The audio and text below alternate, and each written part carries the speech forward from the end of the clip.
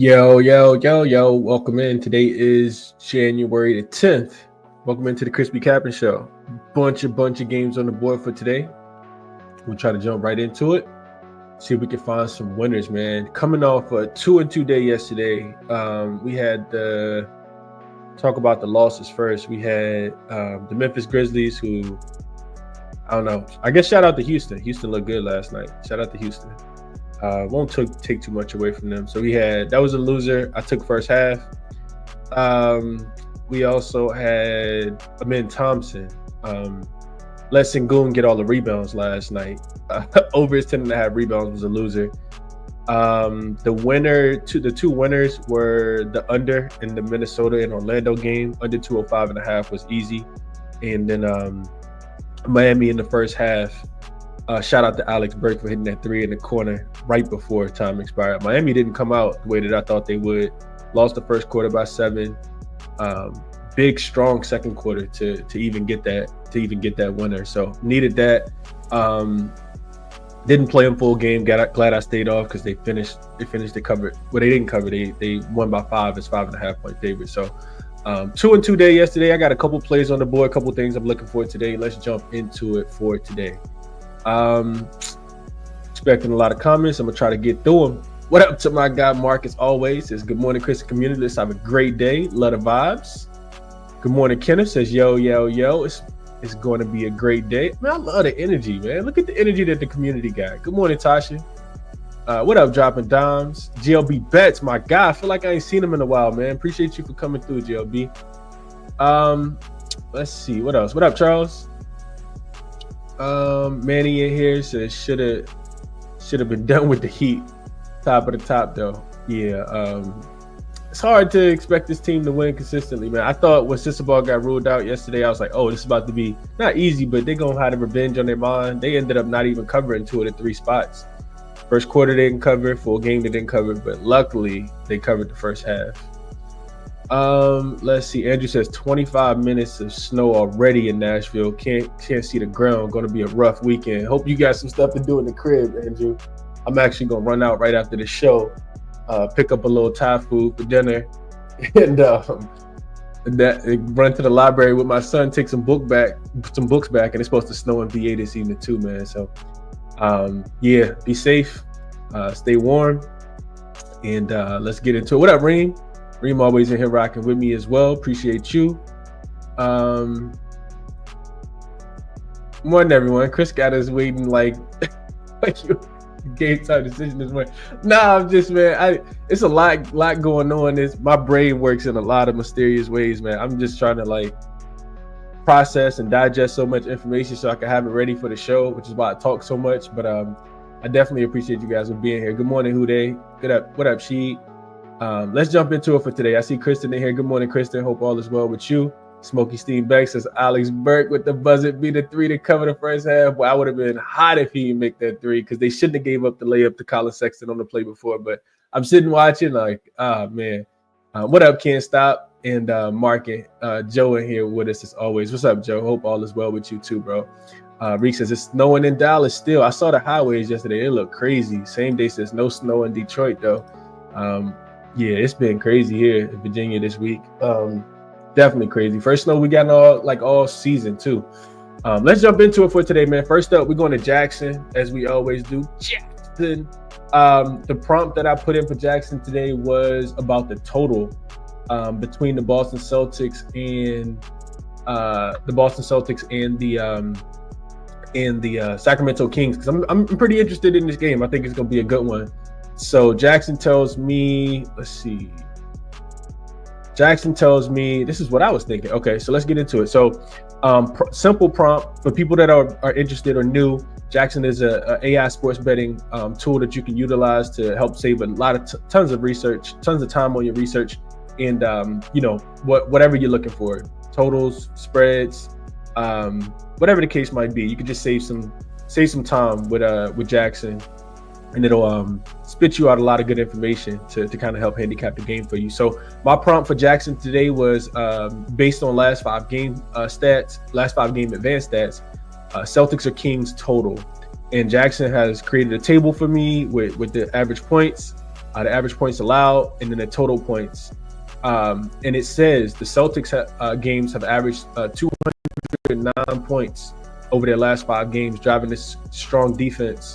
by their strong defense, allowing just 96.6 points per game in a slower pace. The Kings, on the other hand, have averaged 234 points, reflecting their high-powered offense, averaging 122.6 points per game, and the weaker defense, 111.4 is what they're allowing. Then you got some game totals and trends. The total for the game is set at 230. Celtics recent totals in their last 10 games have gone over 4, under 6, with the active streak of 3. Kings last 10, 5 overs, 5 unders, active streak of 3 straight overs. And then we got some analysis. So the Celtics defense, first and foremost, have been elite defensively, allowing just 96.6 points per game over their last 5 games. This is slightly below their season average. Their season average of 108.3 points allowed. Their slower pace, ranked 20th in the league, also limits possessions, which tends to keep totals lower. Then you got the Kings offense that's been on fire, averaging 122.6 points per game. In their last 5 games, they ranked 7th offensively in offensive efficiency, play at a faster pace, ranked 9th in the league, which creates more scoring opportunities. However, their defense has been shaky, allowing 111.4 points per game in that same span. The Celtics, so matchup context, the Celtics' strong defense and slower pace could neutralize the Kings' high-scoring offense to some extent. The Kings' defensive struggles might allow the Celtics to score more than their recent average of 112.4 points per game, especially if Jason Tatum 28.1 points per game and Jaylen Brown 23.9 points per game leading the way. So recent trends, the Celtics' last 5 games have all gone under 230, while the Kings' last 5 games have all gone over 230. This creates a clash of styles, with the outcome likely depending on which team dictates the pace. So recommendation, lean under 230. The Celtics' elite defense and slower pace suggest that this could stay under the total, especially if they control the tempo. While the Kings' offense has been explosive, they are facing one of the best defensive teams in the league, which could limit their scoring opportunities, their scoring output. Additionally, the Celtics' recent trends of unders 3 in a row aligns with their defensive dominance. And yeah, that's what jaXon thinks. We'll get into that game in just a second, but yeah, that's what jaXon thinks, and I don't think I disagree with it. So that's jaXon. Check it out if you guys are interested. Let's get into it for today. Tons of games on the board, man. Let's go. First one up, we got the Pelicans and the 76ers. These lines are not updated. I put these in early this morning, and I'll just double check them real quick so that we can make sure that they're close to being updated. Well, this one actually is updated. So you got the Sixers laying 4 at the crib, and you got the Pelicans coming in. Total sitting at about 220. It did open 222. I saw 222 and a half as well. Wish I would have snagged that, but let's jump into it. First up, we'll go injury report. We got Drummond listed as out. We got Kyle Lowry listed as out. We got Embiid listed as out. And we got on the other side, and PG is probable. He should return in this game. On the Pelican side, you got Herb Jones out, Trey Murphy out, you got Brandon Ingram out, and you got DeJounte Murray game time decision. He's truly listed as questionable. DeJounte is. He has been playing in these games with this questionable tag, just FYI. So jumping straight into it. So head-to-head, New Orleans has actually won back-to-back games between the two. They have struggled as of late, of course. They're 7-31 on the full season, only 2-8 straight up in their last 10 games. Their only 2 wins actually came against the Wizards. Back-to-back losses and non-covers at home to the Portland Trail Blazers and the Minnesota Timberwolves. 3 straight unders for the Pelicans. 3rd game in 4 nights, 5th game in 8 nights for the Pelicans. They also just 2-15 straight up, 4-13 against the spread on the road, covering just 23.5% of their games. I can't back the Pelicans, especially with all the injuries, man. Now, like they were every time they trend in the right direction, because they do get Zion back. He's off the injury report for this game. It's just another injury. So now it's Trey Murphy. Now it's Herb Jones, which I think means a lot in this game. For the 76ers, though, like it's not I wouldn't say like a spot where I'm running the window to bet them, which I think this is why the line hasn't moved.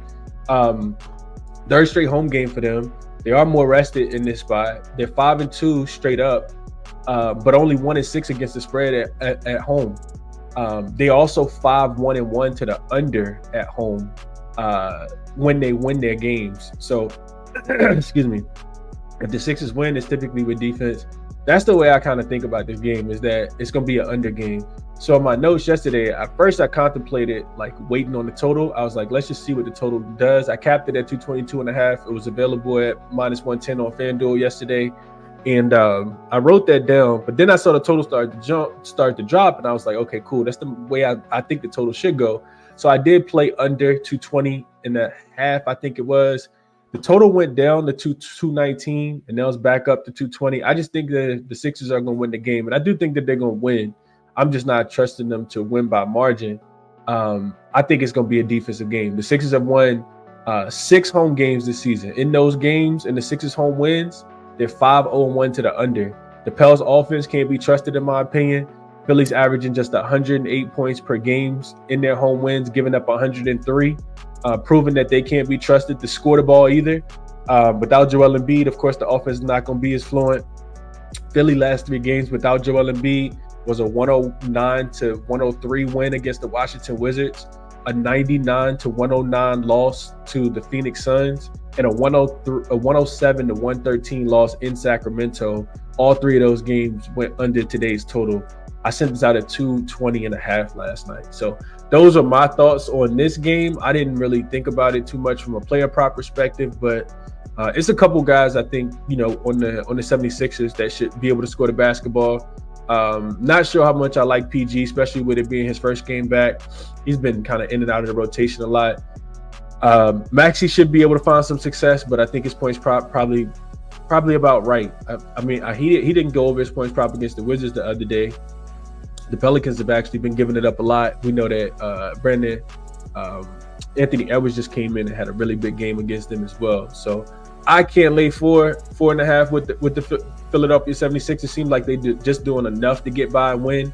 So I can't, like I said, the Pelicans only covered 23% of their road games so far this season. So I don't want the points with them either. I just chose the total. Let's see what you guys are thinking about this one. Brian says he got in with that Pacers -6. I saw that 6 hanging out there for a second, Brian. It's gone now.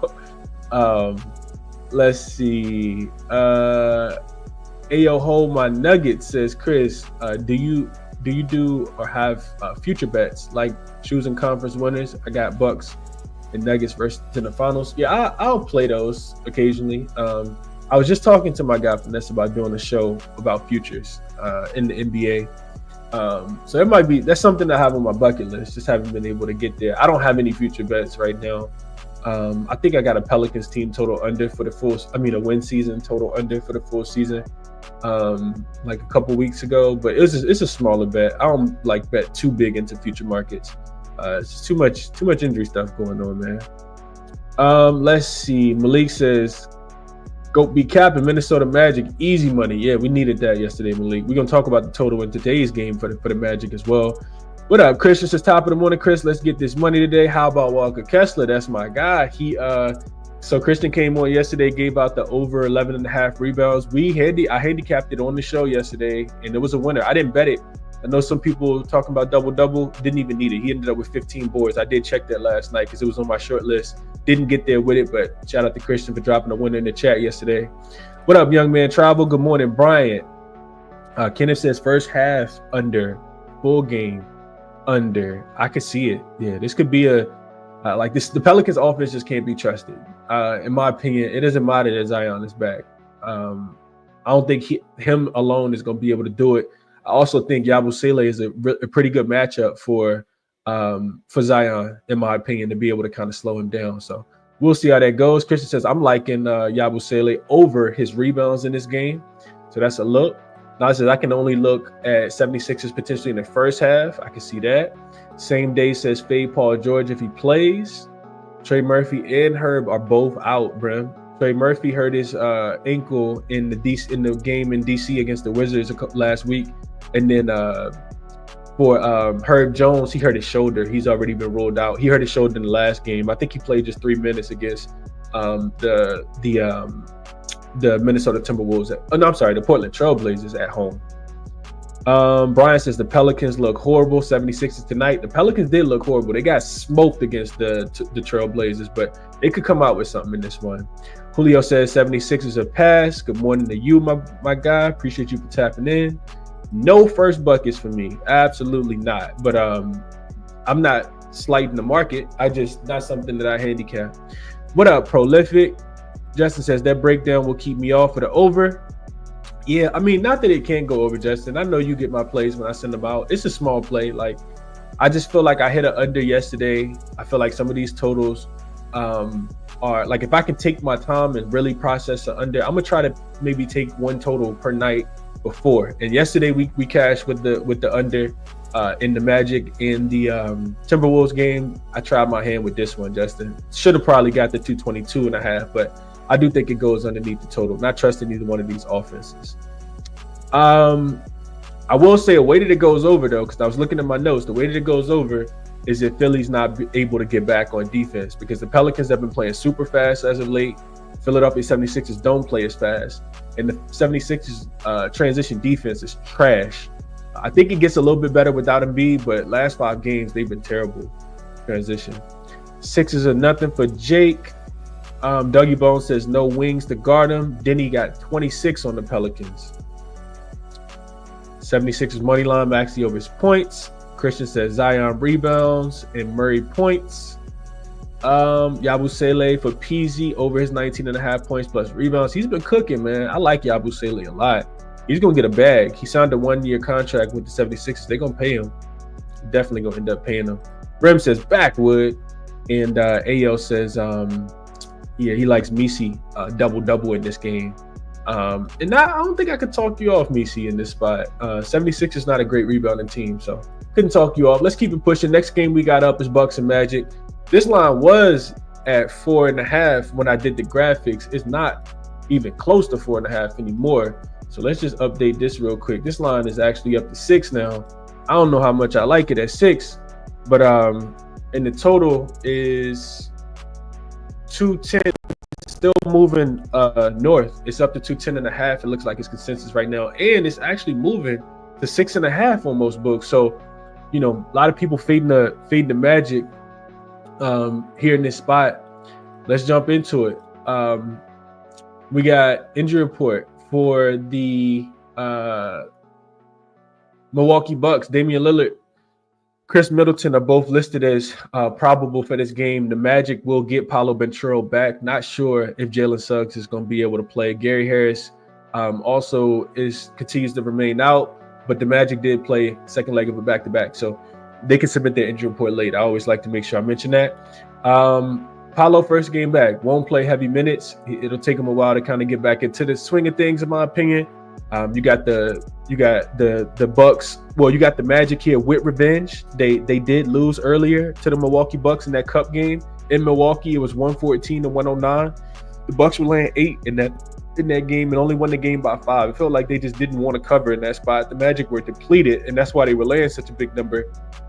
Milwaukee, back-to-back, really strong wins for them over their last few games. They went to Toronto and smoked the Raptors, got San Antonio at the crib, smoked them at the crib, and they do got a big game coming up against the Knicks, but I think that game's not until Monday, so they got some time to kind of process, lick their wounds and get back before they play against the Knicks coming up. Orlando, second leg of back-to-back, second straight home game. They're 8-2 to the under in their last 10 before last night, and you could say 9-1 to the under because they also went under. So even though they get Paolo back in this spot, this is third game in 4 nights, fourth and 6, and a fifth game in 8 nights for the Orlando Magic. I got to the window with this one early. I sent this out to the members last night. I took the Bucks minus the 3. Just kind of watching the game last night. I'm looking at the game, and it's not that the Magic can't come out here with something. We saw the Magic absolutely get smoked against the Jazz and then go to the Knicks, go into New York without Karl Anthony Towns though, and pull out a win.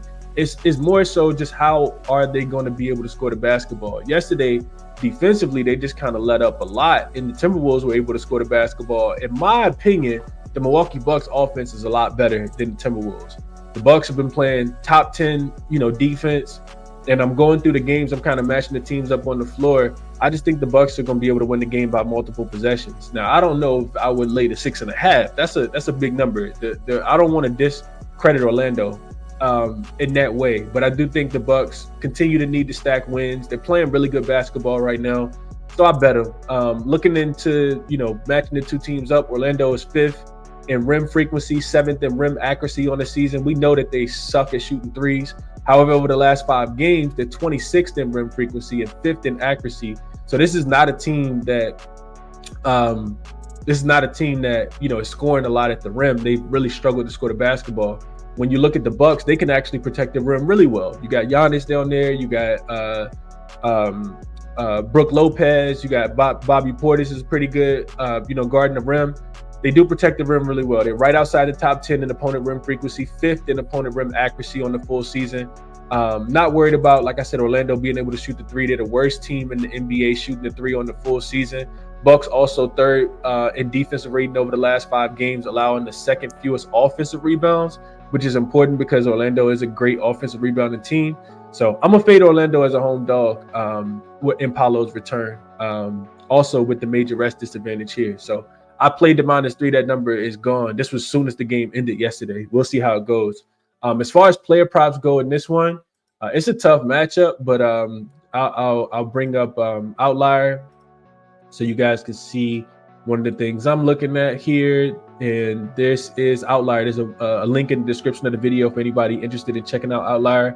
You can check out Outlier using the link in the description for free for 7 days. And if you like it, keep it. You don't, get rid of it, man. But all right, so looking at Giannis is, like I said, in a pretty difficult matchup, but he continues to crush this number. I'm specifically looking at Giannis.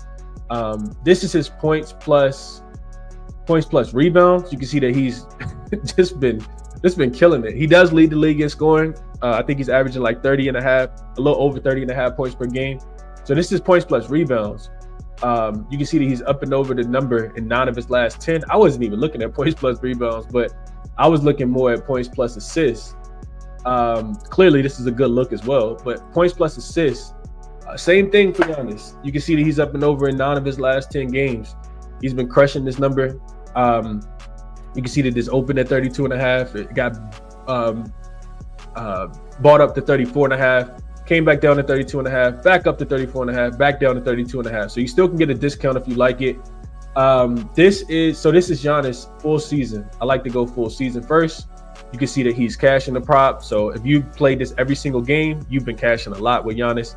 Up and over the number is 77% of his games, 23 of the 30 games that he's played this season. And then I like to go look at away games. You can see only 58, so it drops down just a tad bit. I also like to check out head-to-head. You can see that he played against him one time earlier this season, 38 points plus assists, 37 points, only 1 assist in this game, 37 points and 6 assists last season, 35 points and 7 assists. So even though the Orlando Magic, you can see that they are a really good team as far as points allowed, number 1. As far as assists allowed, number 1.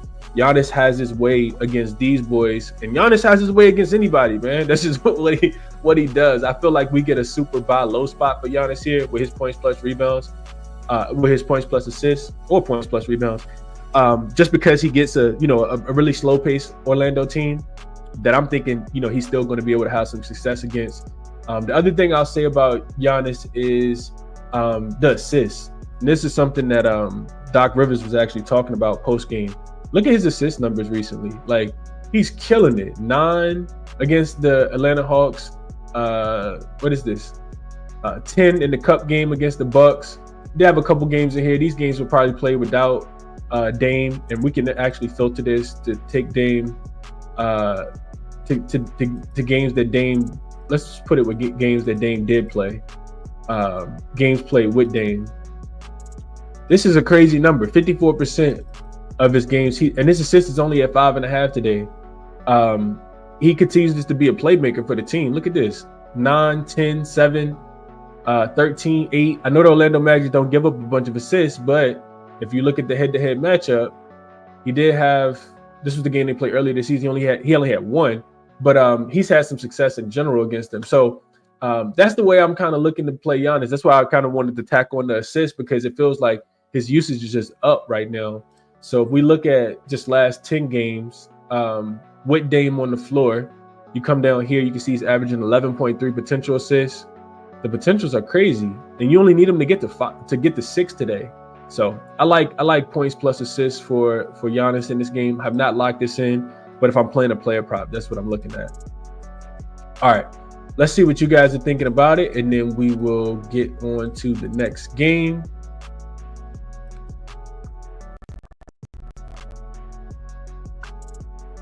Let's see.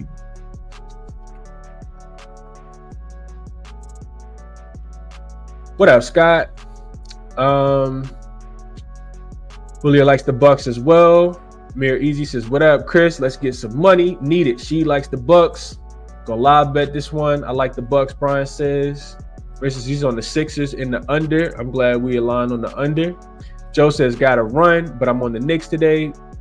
Put trends in the Discord. Best of luck, everybody, today. I'll look at the Discord and bring that up because it's a game I kind of feel indifferent about, Joe, but we'll get there. Appreciate you for tapping in, Joe. Have a great day, my guy. Whip says, what's up, gang? Top of the morning. Bucks win, don't cover, Antonio says. Hopefully they cover the early line. I grabbed this early. Mir says he grabbed the -3 last night as well. Julio says Bucks and under. Philly and under for Julio. Young Man Travel says Milwaukee in this spot for me. Paulo Ventura most likely on a minutes restriction. Bucks look good these last few games. They have been killing, man. They've been killing for sure.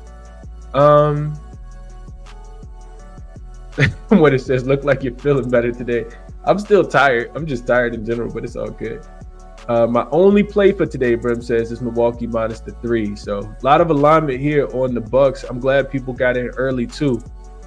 Really happy to hear about that. Hopefully we can get some. We got some CLV. Hopefully we can cash it. What up, Bissy? Just got -3 you sent out earlier. Love getting some positive CLV. We needed the cash, but yeah, CLV is a step in the right direction. It's not a winner though.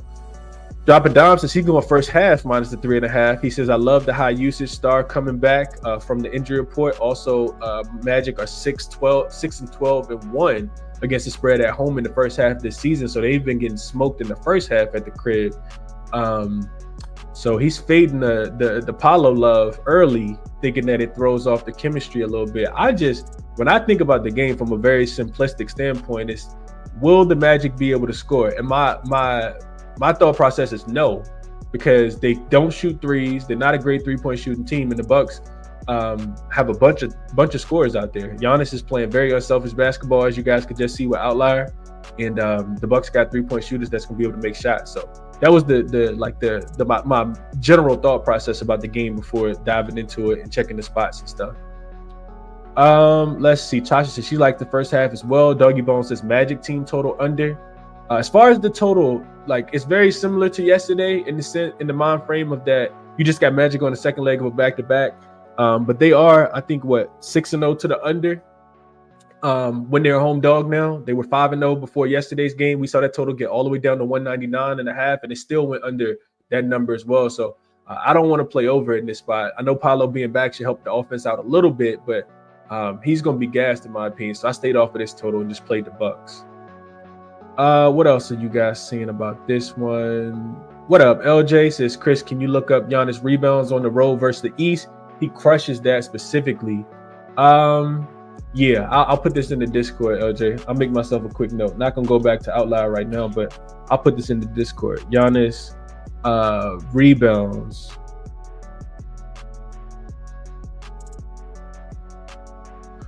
I'm gonna just start his comment. I'll get back to you, LJ. We can talk about that, but I'm pretty sure it's been good, as we saw. All right, let's keep it pushing over to the next game. Can't get through all these comments. What up to my guy Burns though? What up, Malik? Says Magic team total under. You taking that? I didn't take it, Malik. I did not take that. What is that team total today? That team total is, and the total is going up for the full game. I see it up to 211.5 right now. So people liking over. I'm not into to rush into the window to play over in the Magic in any kind of a Magic game. Real quick, let's see what that team total is real quick before we keep it pushing. Magic team total is 102.5. I don't know. I think I'm gonna just stick to my -3 and call it a day. But we'll see, man. We'll see. I think the Bucks have been playing super slow as well, though. That's another thing. It's just gonna be how efficient can they be.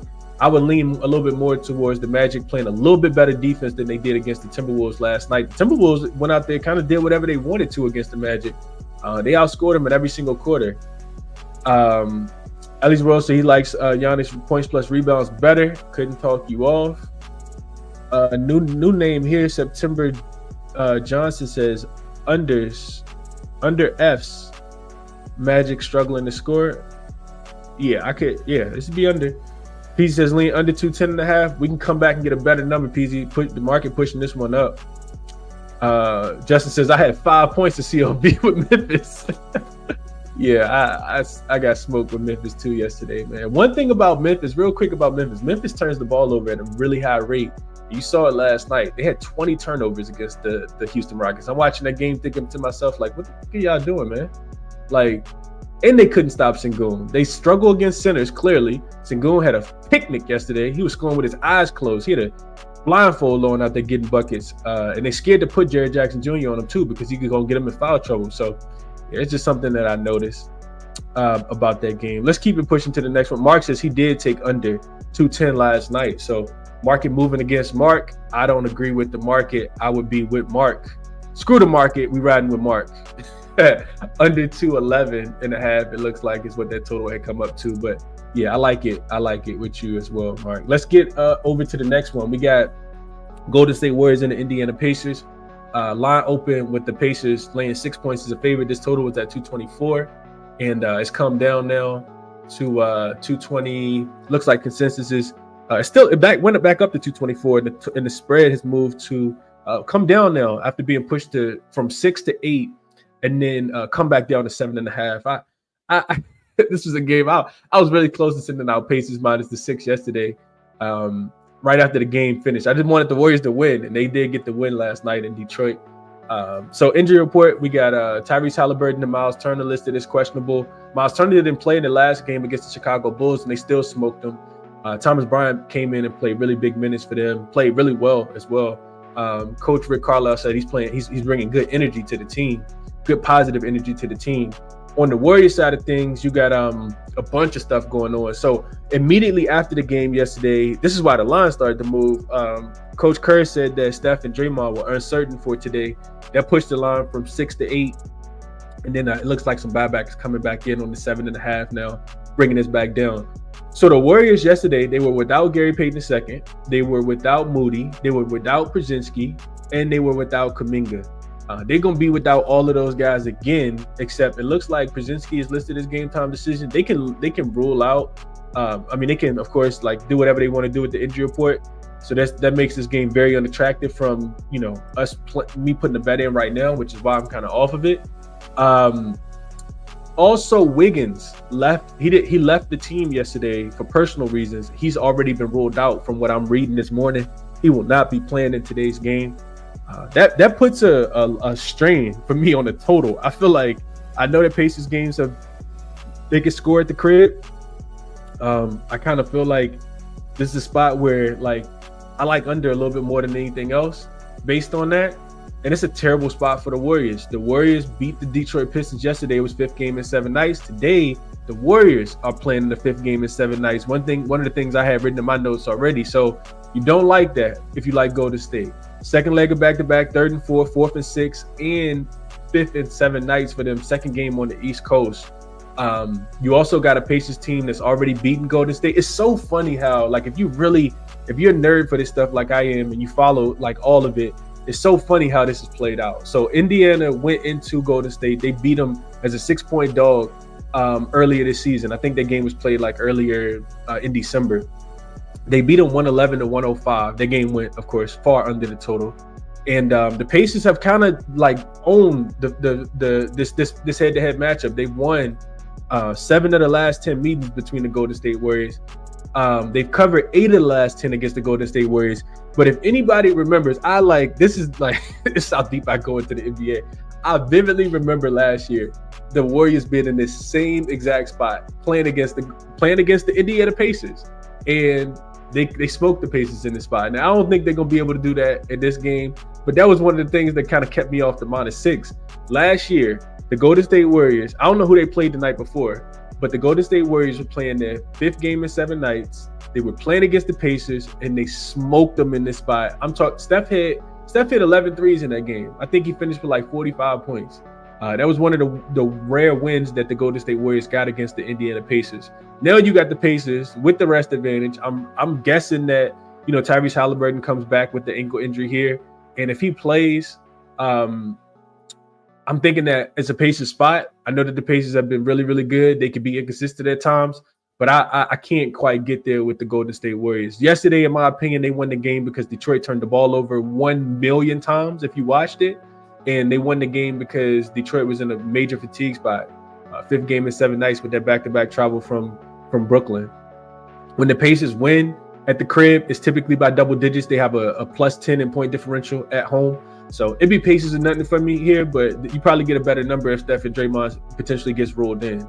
So those are my quick thoughts. As far as player props in this one, we'll go back to Outlier very, very quickly. I was looking at one guy here, and that is Mr. Pascal Siakam. I think it's a really, really good game for Pascal today. So back to Outlier. Again, link in the description of the video. Get a free 7-day trial. Checking out Outlier if you guys are interested in what you're seeing over here. All right, so looking at Pascal, I like his points plus rebounds as long as everybody plays. I did a show with Cal the other day. He was on Pascal Siakam. I think his points, his rebounds specifically, ended up being a blowout. As you can see, he only played 28 minutes, which is listed here. And you expect him to play a few more minutes. They also blew out the Brooklyn Nets. So if Steph and Draymond don't play, I don't like it as much. You can see the back-to-backs here. So this is Siakam's rebounds and assists. This is his last 10 games. You can see that he's up and over in 6 of the 10. We know that the Golden State Warriors are not a great rebounding team. You can see here they allowed 7 post rebounds in general to the power forward position, about middle of the pack. Same thing for assists. I'm looking at Siakam. So for the full season, you can see that he's cashing more than he's not, 53%, which is always how I like to start the handicap. Here, if we're expecting, you can see that Siakam averages about 33 minutes per game. Last 2 games, we just talked about this, he only played 28 and 23. So if we bump this number up, right, to about 30, let's just say he don't play the full game. But if we bump this up to about 33, which is what he's averaging, you can see he's still about 52%. But then if we factor this in the home games, goes up to 75%. So Siakam plays a lot better at home than he does on the road. You can clearly tell between his rebounds and assists. And he's up and over in 9 of the 12 games so far. Golden State, major fatigue, travel spot. I'm not expecting the defense to be able to slow down somebody like Siakam. So he's on my short list for points plus rebounds. Rebounds plus assists today. This is why I like Pascal Siakam. All right, let's go and see what you guys think about it. No bet at all, though, without knowing if the guys are going to play. I do think the Pacers clean them up today, though. If I had to make a bet right now, it would be Pacers minus the points. Not looking towards the Warriors today. I think you win with the Warriors yesterday, and we talked about it on the show, and then the Warriors get ran off the court today. Just thinking that it's a major fatigue spot here. Let's see how y'all thinking about playing this one. Let's see. Pacers. They're back. Jack says, yeah, the Pacers have been hooping, man. They have absolutely been hooping. I didn't mention this, but they're 7-3 straight up, 7-3 against the spread in their last 10. They've covered 4 straight mollywop the Chicago Bulls. I'm thinking to myself, that's the Bulls team I know, the ones that's down by 20. That's the Bulls I know. They do. The Pacers do got a big game on Sunday in Cleveland. But I think they want to continue to play well. I also strong lean towards the under. I told you guys when these two teams played earlier this season, that game finished with 216 points. I don't think this is going to be some kind of offensive explosion, especially with the Warriors having a lot of players on the injury report for this one. Pacers first half for Julio. Smokey says might have to run it back with the Warriors even without Steph. Couldn't get there today. Could not get there. You do got a Buddy Hield revenge game, right? One thing to kind of take into consideration. He has a pretty good matchup, Buddy Hield does, against the Pacers if you're just looking at how to score against the Pacers. So see that. Burns says, I know the Warriors have been trashed, but why is this line so high? Line seems high to me. Come on, Burns. You know the moves, man. You know it's 5th game in 7 nights. You know it's a fade spot. You was just on it the other day with the Warriors against the Heat. So it's 5th game in 7 nights. That's why I opened at 6, and that's why it's being pushed to 7.5. Even though it looks like it's moving back to 8 right now. So if you want Pacers, you probably want to get in early. especially with, the way that Steve Kerr has kind of, talked about them not being certain for this game. If they rest, this is going to end up getting pushed to 9.5. It's already moved just pretty much like a point for both Steph and Draymond, and I think it should have moved more than that because it opened at 6. Steph and Draymond get tagged as uncertain, and then it moves 2 points. That's not enough in my opinion. Not 1 point for both of them. It needs to be more than that. Scott says Pacers been killing at home as well. Warriors been trashed last 2 weeks. Dropping dimes since Pacers first half minus the 4.5. Curry played 36 minutes last night. He did, and he shot terrible. I watched every 36 minutes, all of the minutes that Steph played. And they tried to trick it off at the end. Schroeder ended up fouling for people who watched the game. Schroeder ended up fouling late. Didn't need to. And Cade Cunningham go to the free throw line, make the first one, miss the second one on purpose. They get the offensive rebound. Then the referees act like they didn't see it. Like they had a chance to tie that game and send it to the overtime for people that watched it. Oh, he says he took under 4.5 for Buddy Hield. He says, I don't care about the homecoming. Pacers not letting him get that off. He stunk all year. The volume's going to be there, though. He shot the ball really well against Detroit last night. She says Pacers first quarter, first half. Julio says Pacers first half is sweet. Whip says looking at Schroeder under his points and assists. Warriors 11-0 to the under as an underdog. Travel says, are they 11-0 to the under as a dog? I don't think I pay attention to that. Warriors and dog. That's a strong trend there. I was already leaning towards the under 224 last night when Steph and Draymond was listed as uncertain, but didn't quite get there. Nah, that's not true. The Warriors are 9-5 to the under. I mean, it's still a strong under trend. 1, 2, 3, 4, 5, 6, 7, 8, 9. 1, 2, 3, 4, 5, 6, 7, 8, 9. 9 straight unders. 9-0 to the under as an underdog this season in their last 9 games. So they started 5-0 to the over. They're 9-0 to the under are the Warriors. I will be adding this. Well, it was already kind of on my short list, but Golden State and Indy under 224. Especially if Draymond and Steph get rolled in. That offense looked horrible last night. Appreciate you, Travel and Chill. Your numbers are off, but it's close enough. 9-0. Not 11-0, but 9-0 last 9. Brem says, backwood, revenge game for Buddy Hield. He said he's laughing at that. Chris Burns says, Chris, what is the ATS record this season for teams playing their 5th and 7 nights? It's so funny you mentioned that because I was just looking into this.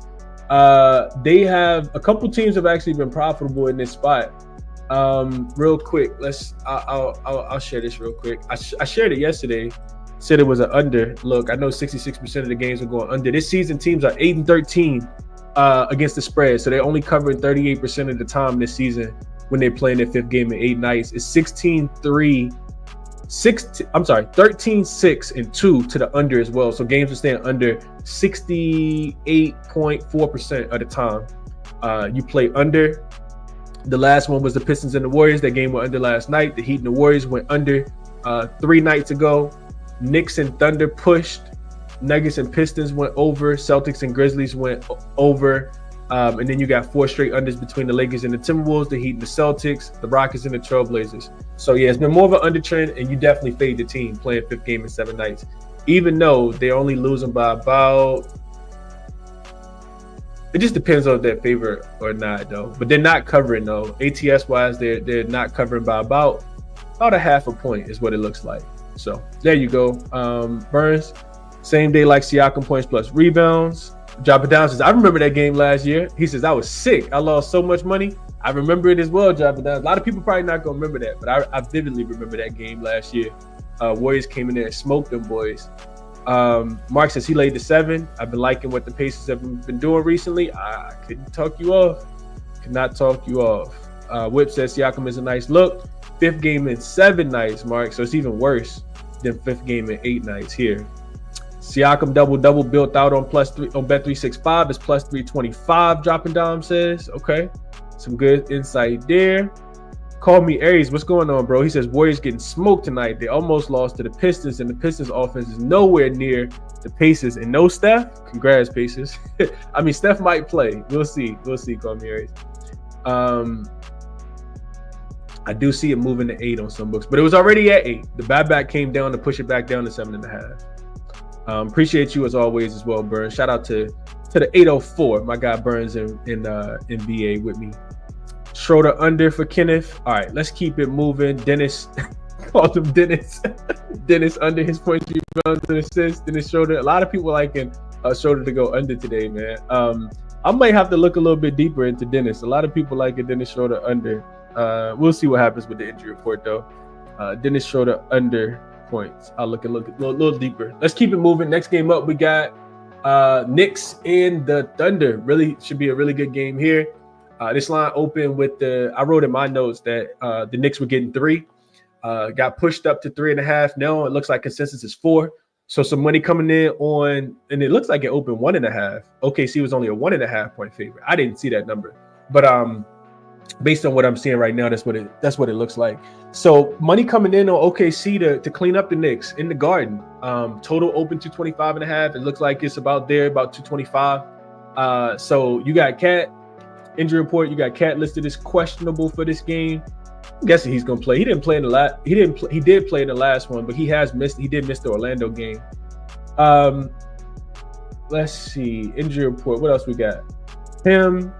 McBride, which is astronomical in this game. He's listed as questionable with a hamstring. He's missed 5 straight games. I want nothing to do with the Knicks without McBride, and that's just my personal opinion. But I don't want anything to do with the Knicks without McBride. That's it on the Knicks side. On the OKC side, Caruso remains out. AJ Mitchell is out. And then, of course, Chet Holmgren is out as well. So you get the quick revenge spot here for the New York Knicks. They had a double-digit lead in that game. I was on the Knicks in that spot thinking that they were getting too many points. They had a double-digit lead in that game, ended up losing the game by 10 points. The Thunder just turned it on in the second half, smoked the Knicks, ended up beating them by – well, not smoked them, but they ended up beating them by 7. It was 117-110.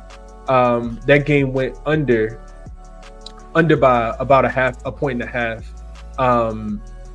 And so the total opened like right at where this total is now, 225. OKC has owned the Knicks. We talked about this in the last one. They've won 3 straight, 8 of the last 10 in the head-to-head matchup. Second game of the road trip for them. Of course, they're coming off the loss to the Cleveland Cavaliers the other day. First loss in 15 games, even though they had lost the cup game to the Bucks. And then for the Knicks, third straight home game. They got a big game coming up against the Milwaukee Bucks on Sunday. They had lost 3 straight before they beat Toronto by 14 and covered as a 12.5 point favorite.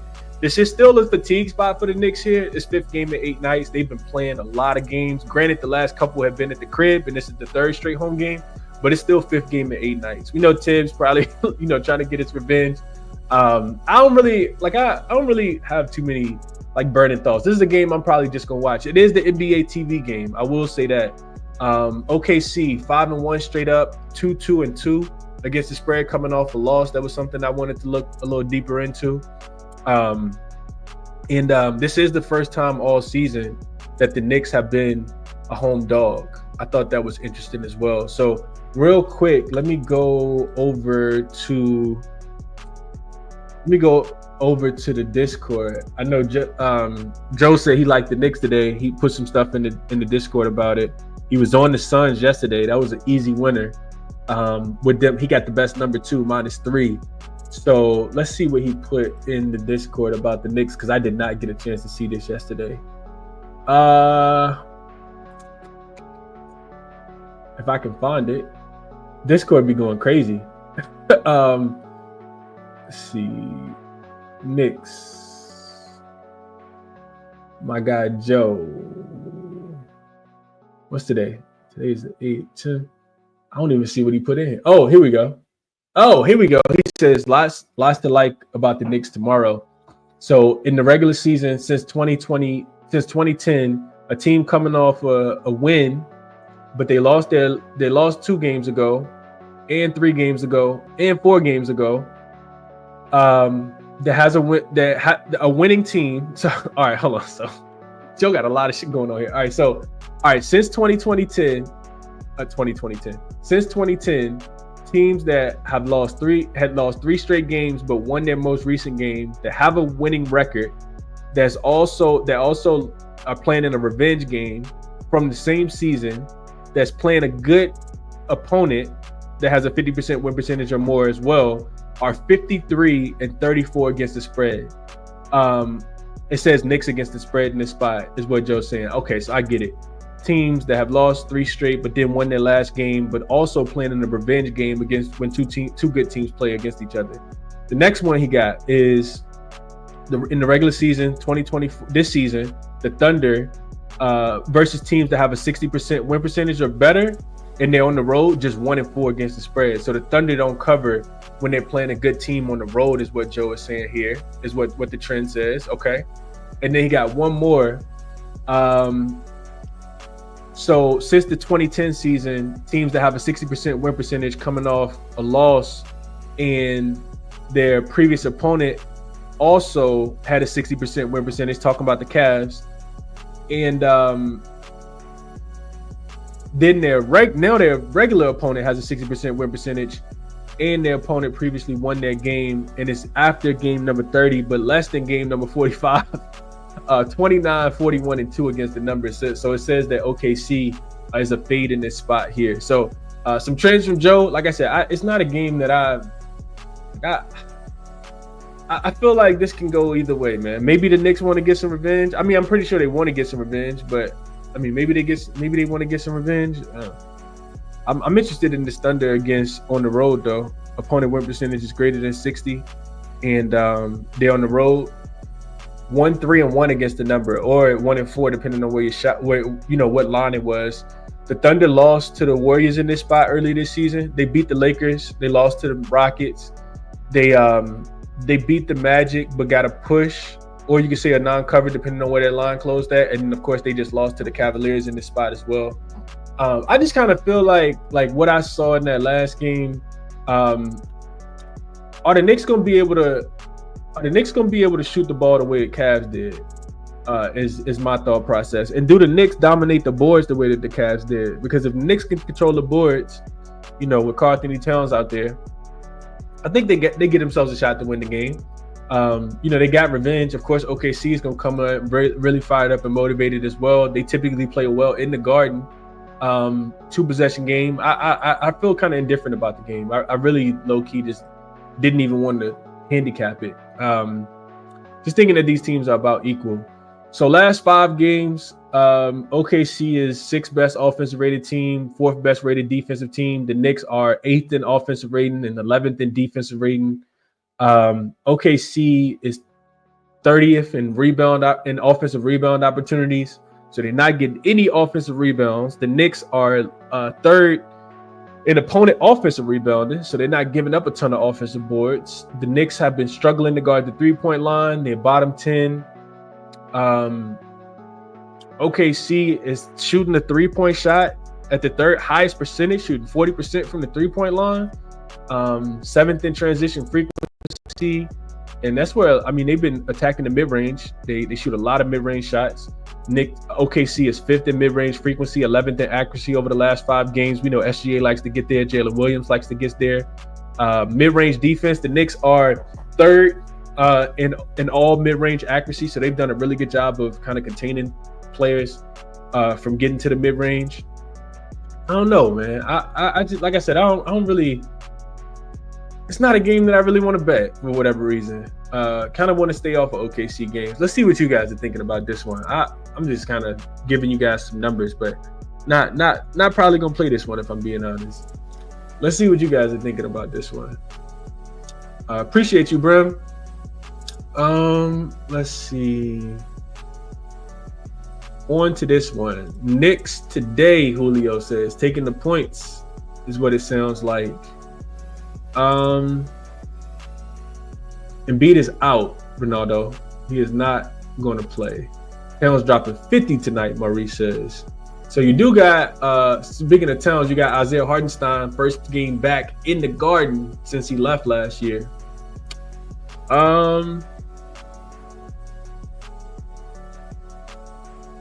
Knicks, Maurice says. Thunder, she says. Hardenstein points plus rebounds for Thomas. SGA in the Garden, 40 plus for Charles. This is interesting. I kind of want to let's pause here for a second because no matter if they win or lose, it feels like SGA could get his numbers regardless. So let's go back over to Outlier real quick. Let's look at SGA. Let's look at the one, Shai Gilgeous-Alexander. All right, so SGA, looking at his points. All right, so we got SGA listed at 32.5. It's crazy. He opened at 31.5, and it's just gone up. It went all the way down to 29.5, back up to 32.5 about 2 hours ago at this point. So SGA is, that's a big number, man. Jesus. All right, so full season, SGA only hitting 33 points in about 38% of his games. That's a big number, man. Let's look at the head-to-head matchup. He has had big games against them. He had 33 in the game they played last week, 19 in the Garden last year, only 19 in the Garden last year, and then 36 against the Knicks at home last year. All right, so going back to this season, let's look at road games. So the number gets worse on the road. He goes from 38% overall. This tells me that he scores a lot more at home. 38% down to 29%. So if you're looking at the numbers, you don't like this a lot at all. Averaging 30.8, it sounds like. So 33 is a big number, man. I just feel like this is too much team-oriented basketball. I feel like somebody else should be able to score the basketball. On the road, this is just road, right? Yeah, so on the road, SGA is playing 35 minutes, shooting 52% from the field, taking about 21.5 shots, shooting 32% from the free throw line, from the three-point line, 84% from the free throw line on 7.5 free throws made. The Knicks, 8th in points allowed. SGA is, what is SGA? Is he a point guard, shooting guard? Who knows? 6th best against the point guard position as far as points allowed, 19th against shooting guards. What did he shoot in that last game against the Knicks? So let's just go last 5 real quick. Against the Knicks, he played 36 minutes against the Knicks. He shot 12 for 26 from the floor, 46% in that game. He made 2 of his threes against the Knicks in that game. I don't know. I tend to like to fade players. Like, I'm not fading SGA, but I tend to like fade players when the number gets a little bit too big, in my opinion. But we'll see how it goes. I'm probably gonna stay on the sideline with SGA. But appreciate that comment for even making me think about going to look at it. Let's see. Knicks. She says Thunder own them. If it ain't broke, don't fix it. OKC minus the 3.5 for Bobby. I kind of felt like we was gonna get some conflicting trends here. SGA 28 and under points, rebounds, and assists last game. Taylor, good morning, Taylor. Appreciate you for tapping in. It says Bridges 3-pointers made, over 3 3-pointers made. OKC allowing the 19th most 3-point attempts, 20 and ranked 23rd, limiting points on the spot up versus teams ranked 15th or worse. In both of these spots, he's over in 7 of his 11 games at plus 120. I love the price and a good spot. Okay, so Bridges, right, a little Bridges down. Bridges over his 2.5 3-point makes. Okay, I could get behind that. Thunder buddies for life. Does anyone like Bridges points? Just talked about that. Kenneth says Knicks team total under 111.5. Under is a great look, Julio says. So real quick, as far as the total goes, let's just look into some trends real quick on the total for the Knicks, especially in the spot that they're in. All right, so we got, I can find the Knicks and I can find OKC. So we got the Knicks at the crib. The Knicks are 8-9 to the I'm sorry, 9 and 8 to the under, so 47%, which about break even. They have been a little bit more of an under team. On the full season, they're more of an over team, 20-17-1 overall to the over. And then for OKC, they are 20-16-1 to the under. 44% of their games go under. On the road, they're 10-7 to the under, 41.2%. So just some quick numbers for the under. As far as trends, though, OKC is, I mean, if you're just betting with trends, you're betting OKC. They're green across the board. ATS record is better than the Knicks. Road record is better than the Knicks home record. As a favorite, they're 22-11-2 against the number, 66%. As a dog, the Knicks are 2-2 straight up. But like I said, this is their first game being a home dog this season. Those games as the dog have come on the road. With the rest advantage, with the rest disadvantage, it doesn't matter for the Knicks. I mean, it doesn't matter for OKC. They're profitable across the board. Non-conference games, they're 8-3 against the number, 72.7%. Off a loss, like I said, just 2-3. That's one of the only things that they haven't been good at is coming off a loss. So appreciate Julio for making me even look into these trends as well. Bissy likes Josh Hart over his points, rebounds, and assists. Couldn't talk you off of that. Knicks got 2 days before that game. Knicks are not worried about the Bucks game coming up, Marie says. Yeah, I can see that. It's OKC, seriously. Ronaldo says, okay. DC Sean says he likes over. They have good defense, especially on guards, and can score. Hartenstein can take Cat. I don't know about he can take Cat, but okay. Kevin says took the 3.5 with the Thunder. The bus they on as big as the Cavs. Don't step in front of them. So he likes OKC to cover today. All right, let's get on to the next game. I feel like we did a pretty good job here. Real quick, LJ says watching OKC defense makes you wonder what Caruso and Hart and Holmgren come back. They're gonna be unstoppable, and I agree. It'll be a lot of team total unders, LJ, for the opposition for sure. Nando says if Orlando can beat the Knicks, what do we expect OKC going to do? So Orlando beat the Knicks first and foremost without Cat. We got to keep that in mind. But I understand what you're saying. Cat was not a part of that game. He'll be back today. Right here with Burns. It's a tough game. I don't even know if I'm just going to watch, man. I'll just watch and see what happens. Maybe I'll jump in live. Last time the Knicks, the OKC played Cleveland, we jumped in live on the full game under at the end of the third quarter in the Discord. And I sent it out to the members, and that was an easy winner, under 261.5. All right, I'm trying to get through the comments. It's a lot of them today, though. Not going to be able to get through all of them, but we're going to keep it pushing to the next game. Mark says SGA, Swiss Army knife for sure. He absolutely is. GLB Best says OKC is 9-3 against the spread as a favorite against a non-conference opponent. 11-1 straight up. Nando says don't waste your time on the Knicks. They're not good. The Knicks are the third best team in the Eastern Conference, bro. They're really good. The Knicks are good. Maybe you don't like them, but the Knicks are good. Really good at basketball. All right, let's see.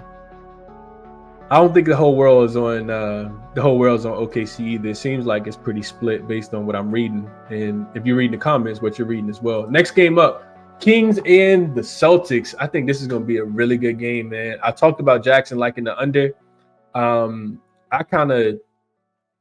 don't know if I necessarily agree with the spread going up. Let's jump into the matchup here. So we got injury report first and foremost. The Sacramento Kings are listing De'Aaron Fox as questionable. I think is what I got in my note. Yeah. So Fox is listed as questionable with the glute injury. He did not play. I think he's missed 2 games in a row now, I want to say. Don't quote me on that. And then Derek White is not on the injury report. He should be back in this game after missing the last game against the Denver Nuggets the other day. So you got a Boston team that's dominated Sacramento. They've won 6 straight. They've covered 5 of the last 6 against the Sacramento Kings. Kind of own this team. If you remember back to last season, Boston lost to Golden State on the first leg of a back-to-back. They went into Sacramento after overtime and smoked the Kings. I'll never forget that game either. Everybody and their mom was on Sacramento in that spot with Boston going to overtime. They lost the game. I think they set players the next game and got smoked. Got the doors blew off of them in Sacramento. And I was on Sacramento in that spot too. The books took my money in that one. So, yeah, like I said, Boston's kind of owned the head-to-head matchup. Sacramento is coming in playing their best basketball of the season. They won 5 straight, 3 days of rest in this spot as well. Most recently, they beat the Miami Heat in double overtime. in that most recent game. And then you got Boston coming off 2 days rest as well. They went on the road, had a 4-game road trip, went 3-1. I think they were 3-1 straight up, 3-1-1 against the spread on the road trip, 4-game road trip. First game back home for them, and they don't really have a look ahead. They got the Pelicans coming up next. So looking into the matchup, like this was a game that I really kind of wanted to get there on. I'm not sure if I'm not sure if I want to buy what the Kings are selling right now, but it's difficult not to trust. It's difficult for me to want to lay 11 points with the Celtics in their first game back home. I said this to start the road trip, right? The Boston Celtics have played real quick. Let me just pull it up. The Boston Celtics have played a couple games before they went out on the road trip, and they were kind of lackluster. They had played the Indiana Pacers, smoked them in the first game. The Pacers were coming off the second leg of a back-to-back. Then the Pacers beat them. We were on the Pacers in that game, caught the plus 10.5, plus 11, whatever we got, and they lost to the Pacers. Since then, they smoked the Raptors, and we talked about liking the Raptors. I got a push because I took first half versus full game, and they ended up beating the Raptors by 30 points in the third quarter alone. Won the game by 50, and then that was the kind of turning point. The new year started. They were going on a road trip. They had the team meeting, and they went in. They beat the Timberwolves by 3. Got a push on that, depending on what number you got. They were shorthanded in that game. The second leg of a back-to-back, they went in, smoked the Houston Rockets, and then they actually smoked the Oklahoma City Thunder in the first half too. And then they just kind of gave it up in the second half. They end up coming back and beating the Denver Nuggets without Jokic to end that road trip as well. I don't know if we continue to see that though. I kind of feel like trying to predict the Celtics, man, is tough to do. But now they're back to laying double digits, and that's typically a spot I don't really want with the Celtics. Here's my problem with wanting to fade the Celtics though, is that they are healthy. Like you've been having like pockets where Joe Mazzulla has rested, Jaylen Brown, or Porzingis has been unhealthy. Derek White with an illness. Jason Tatum takes the night off. I don't really want to fade the Celtics that much with them having everybody. Like this is a full squad for the Celtics. They could turn up and absolutely smoke the Sacramento Kings team, in my opinion. Porzingis kind of getting his footing underneath him. I think he had his first double-double in that game against Denver. He's starting to pick up some consistency, with being able to play. Said he's feeling better than he's felt, in quite some time. I don't really want to get there with fading this Boston team. I do think 11 points is too many though. So when I'm looking at the matchup, right, the Kings, just looking at their last 5 games, we'll figure out if this is sustainable for the Kings or not. But I'm looking at this game earlier this morning, and I'm looking at, what Sacramento has been able to do. Last 5 games, I mentioned them being on a 5-game winning streak. The Kings are 6th best offensive rated team, excuse me, and the 6th best defensive rated team. They're winning by about 11, outscoring their opponents by about 11 points per 100 possessions. They're 4th in offensive rebounding rate, 5th in free throw rate, and number 1 in pace. So they're playing fast on the offensive side of the ball.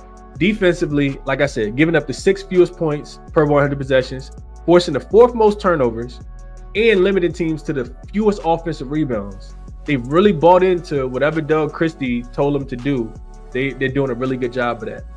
When I look at how they're scoring the basketball for the Sacramento Kings, it's kind of like all over the place. They're not like doing a lot of stuff at the rim, but they are getting downhill and trying to attack the paint. They're 4th in paint frequency last 5 games, taking a lot of mid-range shots. They're 4th in mid-range frequency, 3rd in long mid-range frequency, 3rd in overall mid-range frequency. We know they're not a great three-point shooting team, but their three-point numbers are actually up as well. The Kings shoot the 3 almost like the Magic do. They're one of the worst three-point shooting teams in the NBA, 24th in frequency, 26th in accuracy over the full season, shooting just 34%.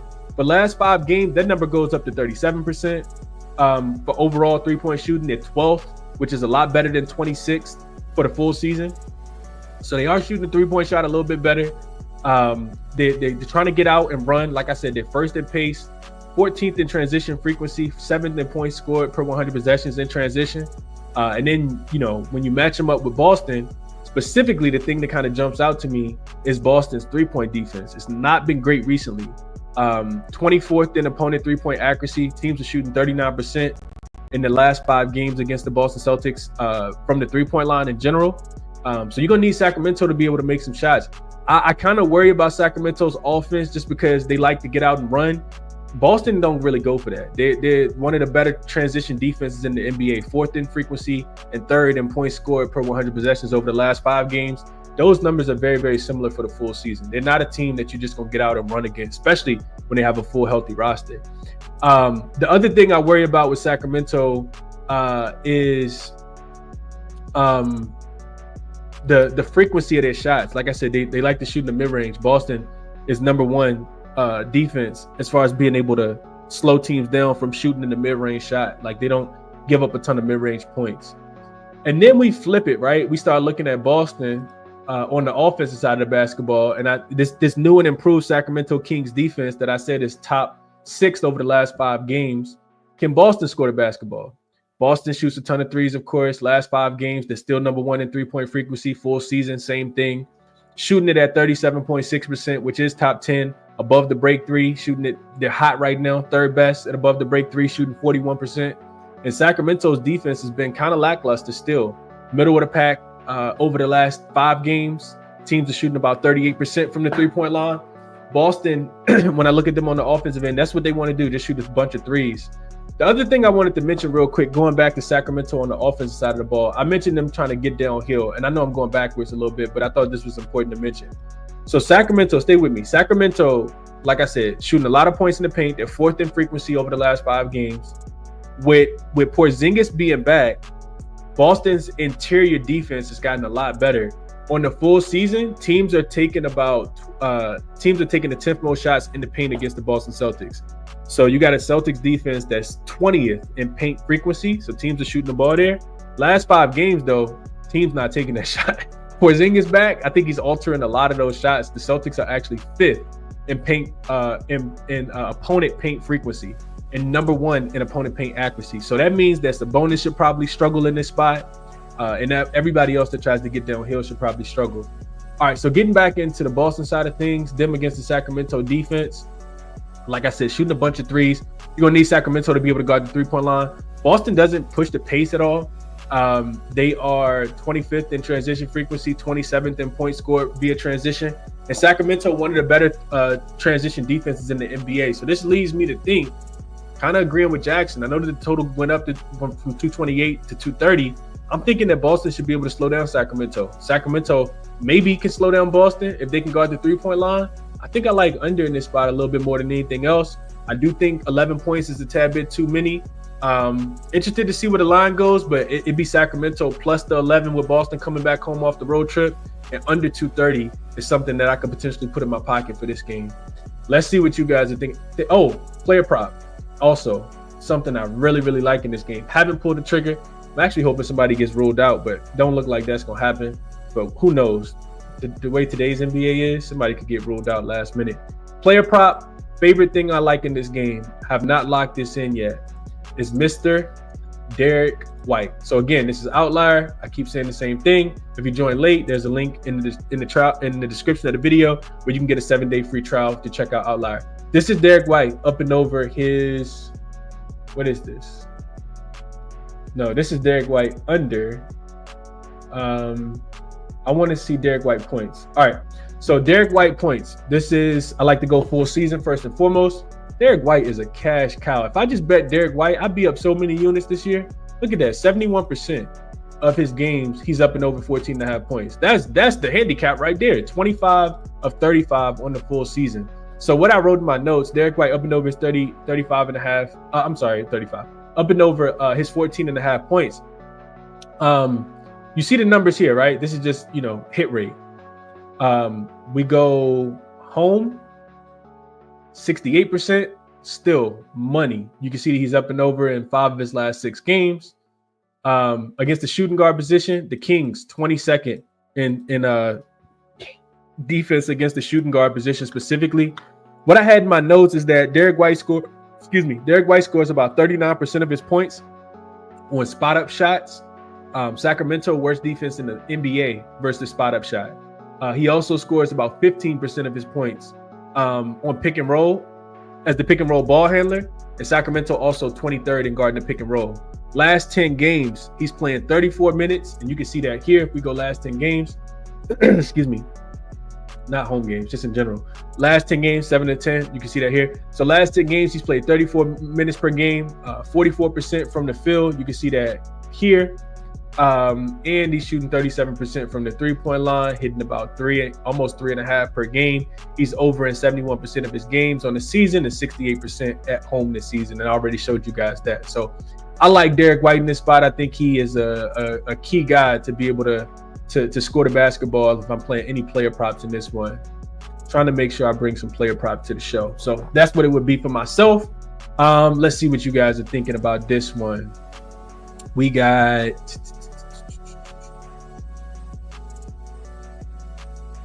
Went back a little bit too far.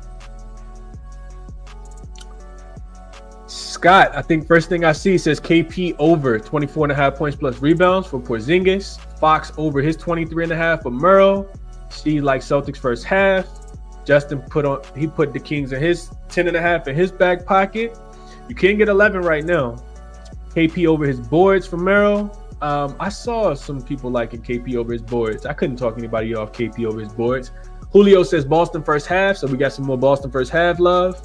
Merrill says a bonus over his 13.5 rebounds here. Boston don't care about these queens, Charles says.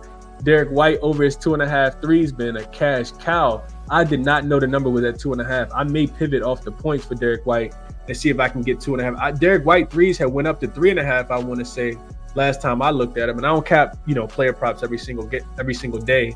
But I did not know that his threes was at 2.5. It's probably super juiced, is my thought process. Yeah, it's minus 155 for Derek White. Best number available on ESPN Bet right now if people are interested in Derek White. All right, let's see. What else? Derek White points plus rebounds for DK. Boston minus 10.5. Scott says, I'll probably play White points. He likes the look. Tatum over his rebounds and assists for Merrill. Kings first half plus 6.5. Kings plus 10.5, taking both. Tatum rebounds, stunk last game. Be careful, Porzingis is back, Scott says. I got to look at those numbers, though, with Porzingis on the floor if Tatum rebounds comes down. Celtics been burning my money at home. Dante says, good morning. So real quick about the Celtics at the crib. Numbers typically are too big. Celtics are just 7-12 against the spread at home this season, covering 36.8% of their games at home. If they're at home, and I forgot to mention this, if they're at home and they're a double-digit favorite, only 4-7 against the spread are the Celtics at the crib. They did smoke the Raptors by 54, but they lost to the Pacers outright. They smoked the Pacers by 37, lost to the lost to the Sixers outright on Christmas Day by 4, lost to the Bulls by 9. So yeah, I mean, they've been juggling hot all season. Man, I think coming off a win, first game back home, I kind of want to fade them as well. Don't really want to fade them with Porzingis back and them having Jrue Holiday, and they got the band back together. In my opinion, this is still the best team in the NBA when they're at full strength. But I don't want to fade the Kings right now either, man. Kings playing really, really good basketball. Let's see. Taylor likes Porzingis as well, over 17.5 points with 25 minutes or more. He's over in 9 of his 11. Sacramento 28th most points to the pick and roll man. Sacramento most points to spot up shooters. Porzingis scoring 31% of his points in these two types. Sabonis is barbecue chicken tonight, Taylor says. This is similar handicap to Derek White up and over his points. I'm pretty sure. I wonder if Taylor likes that. Yeah, I like this look a lot. Makes a ton of sense. Same day says take Holiday over his points, rebounds, and assists. Keelan says Boston wire to wire. Porzingis should have a good game today. Boston first half. Don't overthink it, Julio says. It's at plus 11.5. I don't know. May take the Kings on the spread here. Costo says this is a fully healthy Boston squad. Don't think hard about it. Them against the Kings, one against the hurt team, or with the off-court issues. Chad likes Porzingis plus 6 first quarter points. What up, Chad? Fox most likely don't play, Julio says. I'm interested to see. I'm going to wait and see where the line goes without Porzingis. What up to my guy, Dream? Blunt Money Bets is in the building. Check Dream out, man, over on YouTube. He streams to Twitter as well. What up, James? Says, what up, gang? Hit the like button. Appreciate you for tapping in, Dream. TC Bet says, what's good, Chris? What you think about the Celtics first half? I like the Celtics first half off a loss, if I'm being honest. Long road trip, like they've been on the road for a minute. I don't really like the Celtics. I don't want to fade them. Like I hope that makes sense. I don't want to fade the Celtics, especially in the first half. We know how good they can be, but the Celtics haven't been that good in the first half this season like they were last year. Off a loss, I love the Celtics. If it weren't their first game back home, I would love the Celtics. But Kings having 3 days rest, first game on the East Coast, like I'm not running to the window to bet Boston early here. That's just my thought process. Not fading them. I'm not taking Kings early either, but that's just my thought process. If I want Kings, I want them for a game because I've seen Boston let up plenty of times in the second half of games. Dream says De'Aaron Fox hit 6 and 7 threes in his last 2 games versus Boston last season. Okay. So Fox threes definitely looks like a look here. Julio says Fox not playing. Why you think the line at -11.5? Well, I don't think that's been factored in here, Julio. If you look at the Celtics' last 10 games, this is my thought process why the line is 10.5. On the full season, or 11.5. On the full season, the Boston Celtics are outscoring their opponents by 11 points. They're averaging 121 points per 100 possessions and giving up 110. So that makes the line about where the Boston Celtics typically win and lose games. The Sacramento Kings are losing on the full season by an average of 2 points per 100 possessions, or getting outscored by about 2 points. They're giving up 113. They're scoring 115 and giving up 113. So they're actually a +2 in points scored per 100 possessions. When you look at the Celtics in their last 5 games, they're outscoring their opponents by 15 points per 100 possessions, scoring 121, giving up 106. The Kings are also a +11. They're scoring 117 and giving up 106. So the Fox not playing stuff, Julio, I appreciate you in the comment section. When you put stuff in the comments like this, some people really believe it, and he's not ruled out. So I know it's all caps, like you Fox brother or something, but you're not. So let's not put Fox not playing like you know for sure, okay? Derek White 18. I like this from Andrew, +155. Brian likes Celtics first half, and Derek White over his 15.5. Put it in his pocket. The Derek White one to me makes the most sense. Trip says Celtics on the do not bet list. Let's see what else y'all seeing in the comments here. What up, Chasing the Bag? Appreciate you for tapping in, bro. Like the +10.5 if Fox plays. I'm on the same side here though. I think 11 is too big of a number first game back home. That's just my thought process. TG says, yo, Chris, I was right about Beasley at the beginning of the 2-game stretch last time out against the Warriors. Noah Clowney over his 2.5 threes. We'll get into that game. I'm not looking towards Clowney though. He had a sickness. He's off the injury report today. He did have a sickness though. Appreciate you, Gregory, for tapping in, bro, for sure. All right, let's get into the next one. Top looks, Derek White up and over his 14.5 points. And I don't know, man. I kind of want to wait for Fox and then take the +11.5 if I'm being honest here. I think it's a tad bit too many points with the way the Kings been playing. 10 is a very, very big number. Like I said, not in a rush to fade the Celtics right now with a healthy roster, though. Lean under as well, 230.5. Lean under. Big lean towards the under. I think both teams have kind of neutralized the other team to a certain extent to keep this under the 230. All right, let's go over to Wizards and Bulls.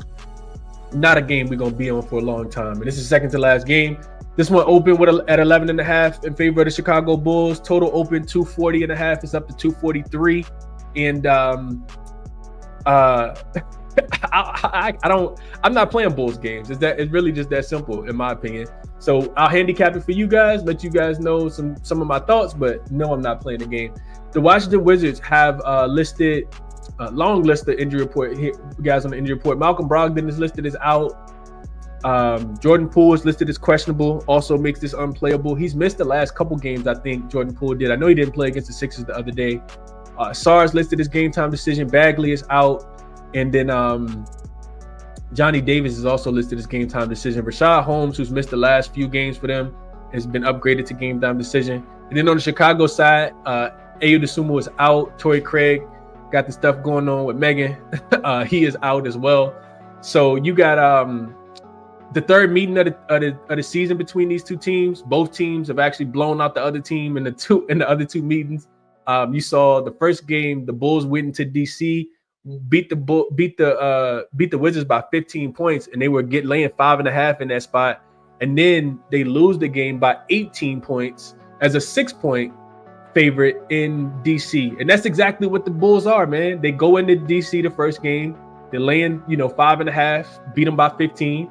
They come back, okay, we're laying 6 now. What do they do? Lose by 18 points. No way I'm ever touching the Chicago Bulls game, man. The Wizards have 4 straight losses, but they did cover against the Philadelphia 76ers, getting 10.5 in that spot. This is the 3rd game in 4 nights, 4th and 6th, and a 5th game in 8 nights for the Washington Wizards. On the Chicago side, first game back home after absolutely getting thumped by the Pacers.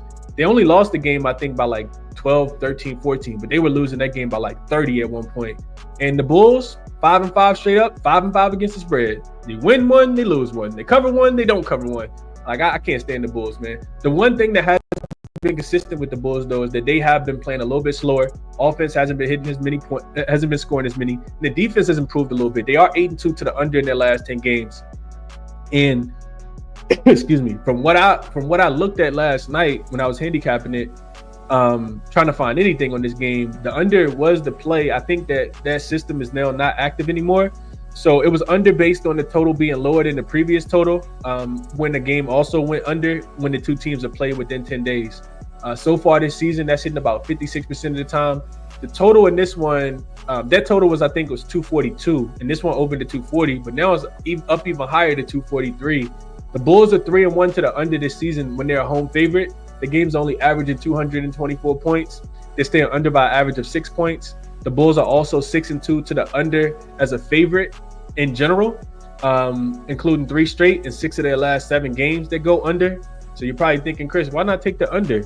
The Wizards' offense sucked too. The Bulls as a favorite. I'm sorry, the Bulls. What did I look at yesterday? Bulls as a home favorite. No. Bulls. What was it? Bulls as. What was it? It was something that I looked at with the Bulls, and everything was over. I think it was like 4-0 to the over. Oh, I know what it was. It was Bulls at home, and the total was greater than 240. Yeah, there we go. So if the Bulls are at home and the total is greater than 240, 4-0 to the over, game's going over by 17.5 points. They're not playing no defense in this spot. They played the Hawks. The total was 246.5. The game went over by 11.5 points on a 246 total. They played the Grizzlies. The total was 245. The game went over by 28 points. They played the Celtics. The total was 243. The game went over by 23.5 points. They played the Pacers. The total was 248. The game went over by 7 points. So every single one of these games have gone over. I don't think the Wizards got enough offense to keep up, but I know that the Bulls defense is also very, very trash. So no play for me. Just kind of wanted to share some stuff with you guys. Maybe I'll get there with a player prop, but not something that I dug too deeply into. Just kind of sharing my notes with you guys. Let's see what you guys are thinking about this one, if anything at all. Let's see.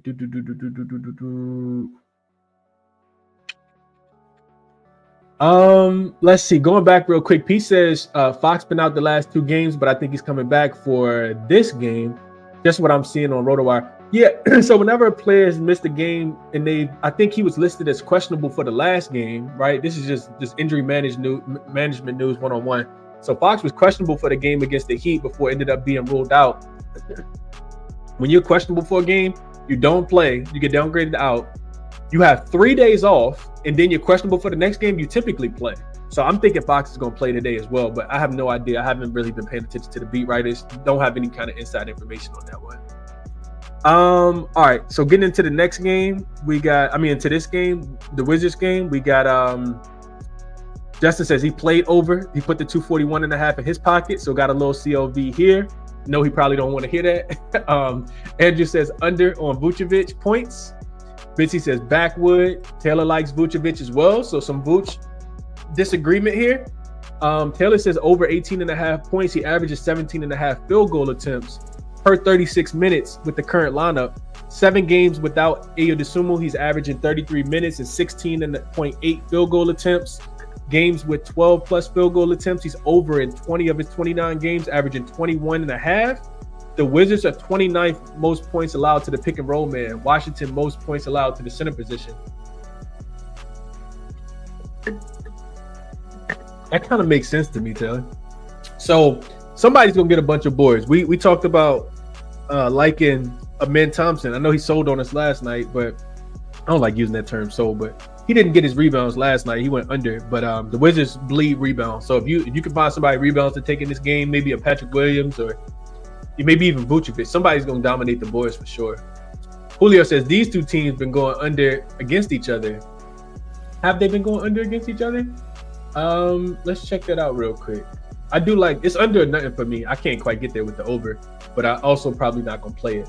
So yeah, both games so far have gone under the total so far this season. For some reason, the total is still up to 243.5, and it was a 243.5 earlier this season. That game finished at 235, and it was a 242, and that game finished at 232. So I think it's an under game as well. Like I said, the teams are 8-2. To Julio's point, teams are 8-2 to the under in the last 10 matchups.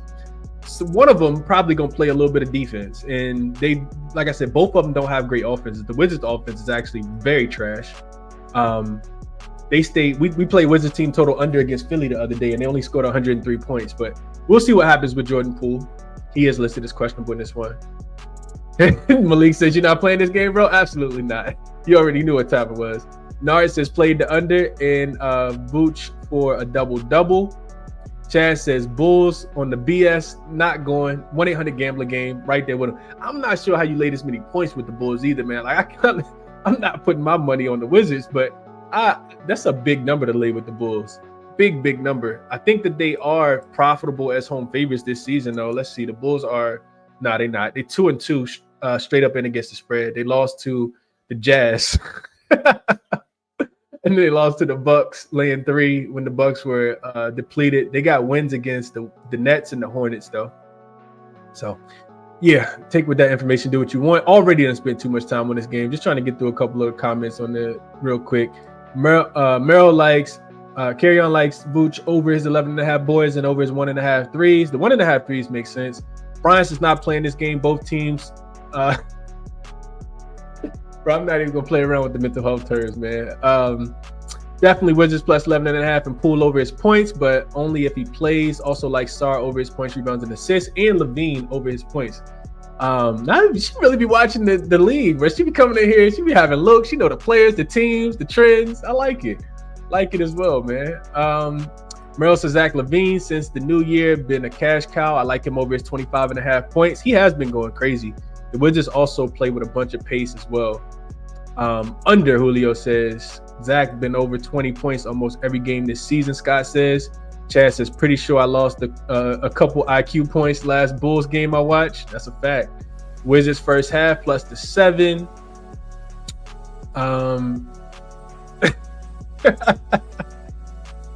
That's a fact. That is a fact, man. Malik said, "Relax, man. Relax, bro. It's just what y'all got going over there, Malik. Maybe the sky will do a little bit better, man. The Bulls are so Jekyll and Hyde, boy. I can't even watch a Bulls game. No idea what's going on." Brim says he like Kobe to get 5 threes. I can see that. Kobe White been, I guess, one of the more consistent things for the Bulls, and when he hitting. So, yeah. Yep. All right, enough on that game, man. I think we did a pretty good job. I feel like I'm losing brain cells, like Chad said, even talking about it. Let's go to the next one. Let's go over to the next one. We got one more on the board. We got the Nets and the Nuggets. I looked at this game last night, so it's up to 15. I think this opened at 13.5. I want to say it opened at 13.5, and then it got bet to 14 pretty quickly, up to 14.5. The total opened to 24.5. It's come all the way down. This is actually bet up though. I got in my notes to 24.5. I was thinking that this was gonna go under as well, but I didn't bet it. Now it's down 5 points.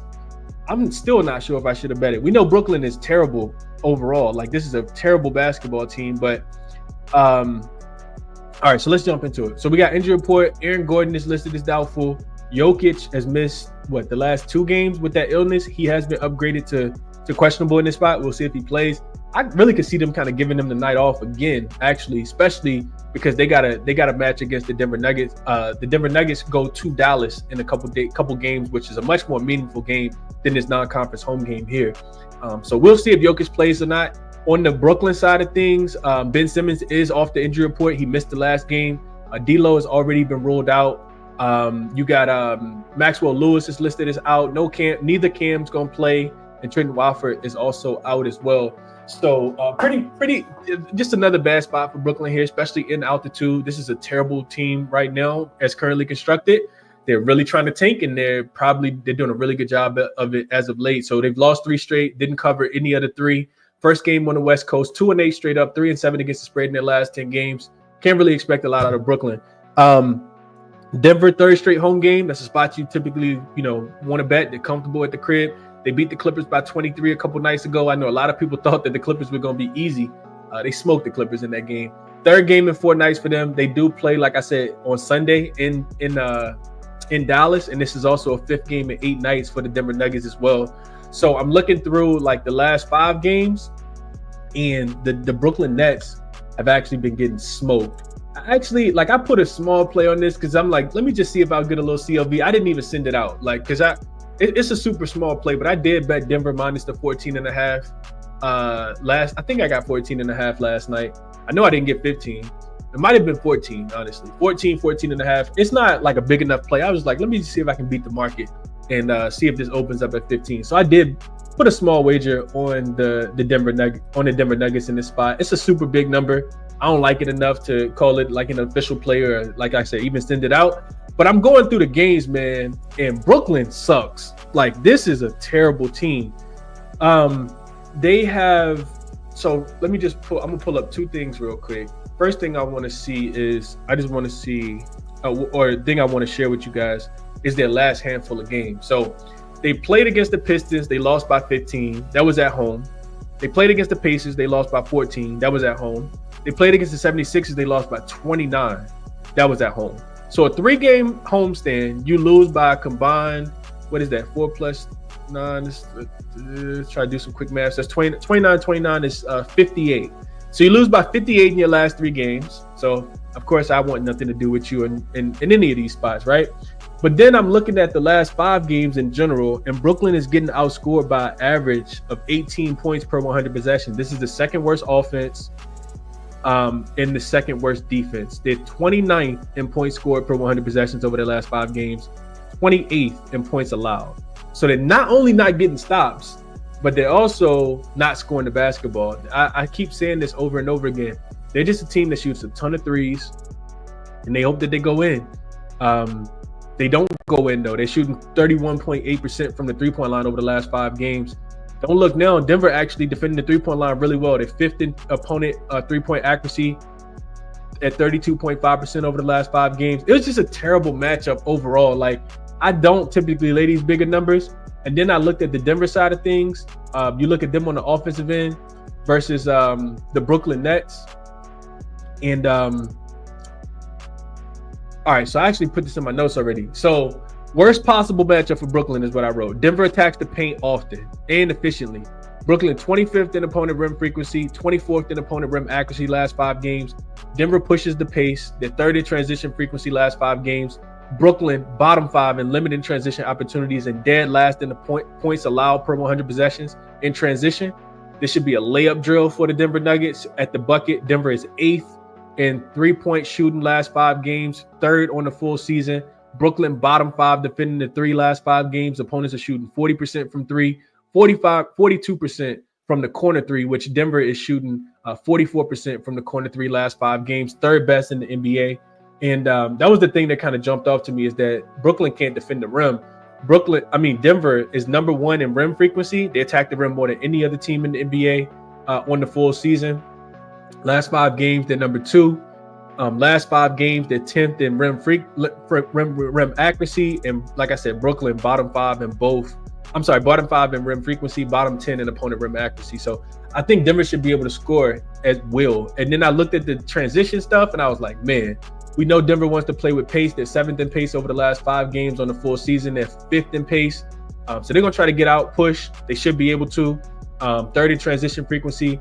And like I said, Brooklyn, they give it up. More points than any other team in transition. So Denver team total over. I laid the 14.5. I think that they win the game probably by 20 in this spot, just based on the numbers. So those are my thought processes on this game. Let's see what you guys are thinking about it, and we'll do a quick recap and get up off of here. Going back, Wizards says she says Wizards are pass. Wizards come to play today, Nar says. Okay. People thinking the Wizards come to play today. Okay. Not laying that big of a number with the Bulls, though, so I guess I'll be more with you guys than against you. Jokic over his points, rebounds, and assists for Merrill. If he plays, he's listed as questionable. Brim says backwood. Westbrook rebounds and assists been cashing, Brian says. I wouldn't like it as much without Jokic there, but he has been hooping, man. Love Westbrook. Doing it for LA, man. And again, prayers and thoughts to everybody out in LA. It's a lot going on out there with those wildfires. Watson over his points, rebounds, and assists been cooking. Peyton Watson is who Merrill's talking about. Give me Nuggets minus 14.5, Burns says. So we got some agreement here. I'm with Burns here. MPJ over his 2.5 threes makes a lot of sense. Would agree with that. She says minus 15 a pass. Ben Simmons over his 5.5 assists. Ben Simmons under his 7.5 assists. So 2 back-to-back looks on Ben Simmons going in different directions. Scott says, I don't think he got 8 assists all season. Burns says, man, this Nets lineup is ridiculously bad. It's really bad, man. Denver to score 100 points by third quarter. Chasing the bag says, here's my problem with Denver scoring 100 points in the third quarter. Not that they can't. Like, I think Brooklyn going to try to slow the pace down and play this game a little bit slower, though. Like, that wouldn't surprise me at all. The Nets opponents haven't necessarily been needing to go over their team total because the Nets have actually scored less than 100 points in 3 straight games versus the 76ers, Pacers, and Pistons. So that's why I don't necessarily like that as much. But I couldn't talk anybody off the Nets, maybe first half, for them to be winning by, 9-10 points at halftime. I can see that. Taylor likes Clowney, 3+ threes. He says with 20+ minutes, he's over in 8 of his 10 games. Nuggets 25th, most threes allowed. 19th worst versus above the break 3, and 28th versus limited spot up shooters. Clowney has scored 47% of his points via the above the break 3, and 41% of his shots are spot ups. Okay. Yeah, I like you you like it. I love it, Taylor. I haven't really been watching Clowney as much, so I'm not gonna bet on him, but it makes a lot of sense based on your numbers. Pete says Brooklyn is a toxic mess, playing stars in road games, sitting them in home games. They're trying to lose, man. LJ says Denver minus 15. Let me know Jokic will play tonight so the money train will be back looking to play Jokic. Scott says I can't lay that many points. Real quick about laying that many points. Let's see what favorites of 13.5 points have done this season. Favorites of 13.5 points in general this season are 9, 11, and 1 against the spread. So they haven't been profitable, only covering about 45% of the games. The totals are 12 and 9 to the over. Of course, you got to take this with a grain of salt. Yeah, you got to take it with a grain of salt for sure. Just because you can't put all the favorites in the same category. But just wanted to see that. For some reason, I think the Nets will cover, but the first half plus 9.5. But this is a player prop game for me. Claxton, Noah Clowney, Zaire Williams, all over their points, and the Nuggets on the money line. So a little same game parlay maybe. MPJ over his 2.5 threes for Scott. I keep seeing this MPJ over his 2.5 threes. It makes a ton of sense to me, for sure. Nuggets minus 14.5. I'm with you, Chris. Let's cash it. Just a small play, man. Like I said, super small play. Right here with Andrew. I don't know if my guy Justin in the comments, but we always talk about player props go to Dow on double-digit spreads. A lot of people get upset when player props don't hit because of a blowout. This game is projected to be a blowout, just FYI. So keep that in mind, man. PG likes the Noah Clowney points, threes up and over. So let me talk you off. All right. I still got Lakers and Hornets up here from yesterday. Get rid of that in a second. So what I bet quick recap. I bet the Bucks yesterday. I didn't know that the line was gonna move this much, but I did bet them at 3. Hopefully people got the better of the number. I see the total up to 211.5. I would look towards the under in that spot as well. I also played New Orleans and Philly under 220.5. That number is back up to 220.5. I see a 221.5 as well. So odds kind of moving against me there, but I do think it's going to be an under game. If you join late, the handicap is at the beginning of the show. I will chop the show up and put it in chapters for people that are interested. As far as what we talked about on the show that I want to look a little bit deeper into, not a lot, man. I think the Golden State and Indiana under 224 is intriguing. I also like Indiana. You can get them -7.5 right now. But waiting on the Steph and Draymond news. It's a 5th game in 7 nights, though, a spot I typically like to bet against. So it's either going to be Pacers minus the points or the under in that game. And then OKC and New York, probably a game that I'm just going to stay off of altogether and watch. Maybe fade Jalen Williams. He's coming off a big game against the Cavs the other day, so potentially fading him. I do lean Sacramento plus the points, though. Sacramento plus 11. We'll see if Fox gets ruled in.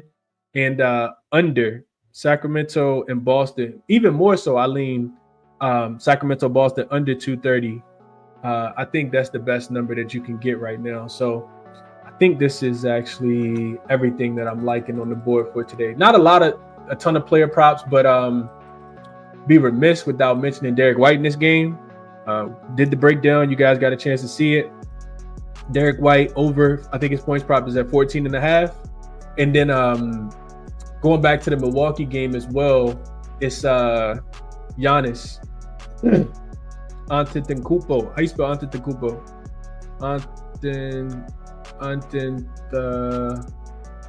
Man, I'm putting Giannis. Y'all know who I'm talking about. Giannis over, I think it was 32.5 points plus assists for Giannis today.